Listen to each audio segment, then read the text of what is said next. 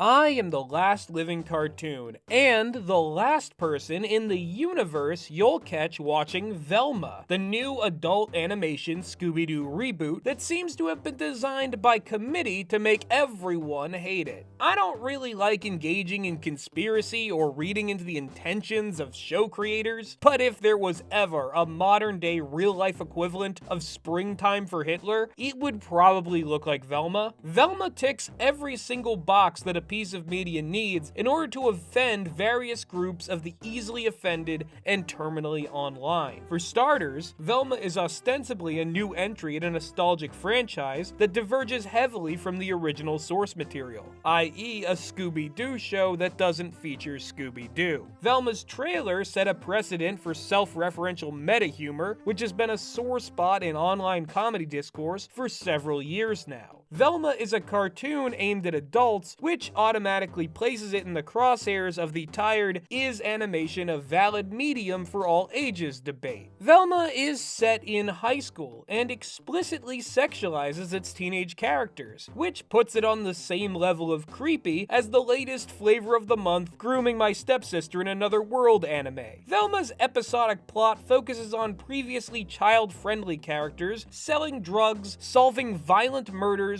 and generally doing to Scooby-Doo what Joker 2019 did to Batman, an edgy parody passing itself off as the new canon. There's also the whole racial component, like the kind of people who would just go "melanin detected" and call a thing woke are definitely being set off by this one, especially because the black character is a replacement for one of the most successfully memed cartoon characters in recent years. It's like this show couldn't have any recognizable franchise faces. Now, all of this stuff could be accidental, and in isolation, none of these elements would mean much to your average normie. A lot of marketing for television shows these days happens through social media, and because the most frequent users of these platforms have devolved into subhuman life forms whose perspectives are barely recognizable to the general public, it could be easy to not see the targeted antagonism that Velma deals in. But peel back the layers just a bit, and the holistic product becomes highly suspect. For those whose mark on the world is contributing to the epidemic of touch-starved grass, every sin of Velma's presentation has already met us halfway. It is either a deliberate masterclass in outrage marketing or the luckiest trash fire to ever burn. Because make no mistake, Velma is already a hit show, and it threatens to become even more popular. There's even been buzz about it already being renewed for a second season. It had the biggest premiere day of any HBO original to date, and you can't convince me that there is a massive, unironic fan base for this thing to blame. No matter where you look, the prevailing opinion towards the show is informed by the objectionable. Velma's audience is hate watchers, and chances are you're one of them.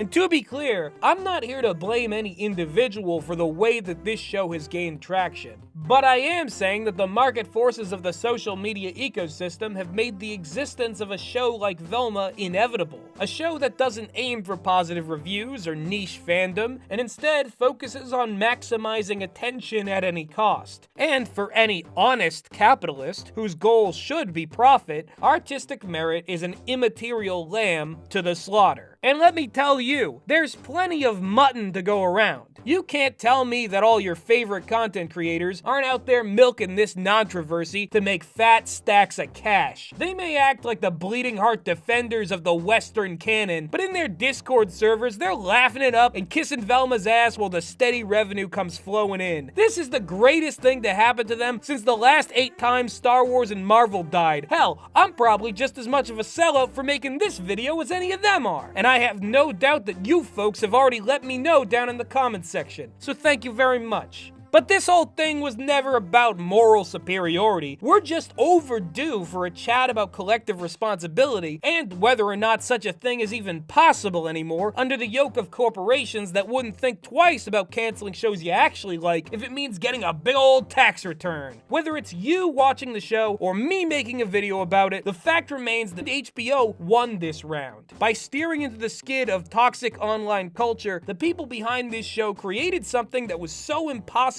not to pay attention to that we all trapped ourselves in this latest culture war debacle. And the sad thing is, Velma benefits most of all. Well, that and the million-plus subscriber YouTube channels who have quietly radicalized you into dependable pay pigs to feed their perpetual grifting machine. And some might say that's a pretty sad existence. And yeah, it is a pretty sad existence. You say, well, you talk about Scooby fucking Doo. I mean, for God's sakes, like, just watch other things. Turn your eyes away from the social media circus. All I tell you to do is expand your media horizons, to watch things that you wouldn't normally do, things that will become your favorites. I could sit here all day listing off the shows you could be watching, good shows from the past that you missed, shit that's coming out right now that fucking rules, and you would love that, wouldn't you? A curated little Dire Gentleman watch list so that I could steal just one more choice from you, because you're nothing but a little goldfish in a bowl of water that is your comfort zone, and every time the hand comes down from above and places a new little magical castle that was made in some lab and is full of carcinogenic chemicals that will kill you, you're like, oh, I did that. That magical castle was something that I found on my own.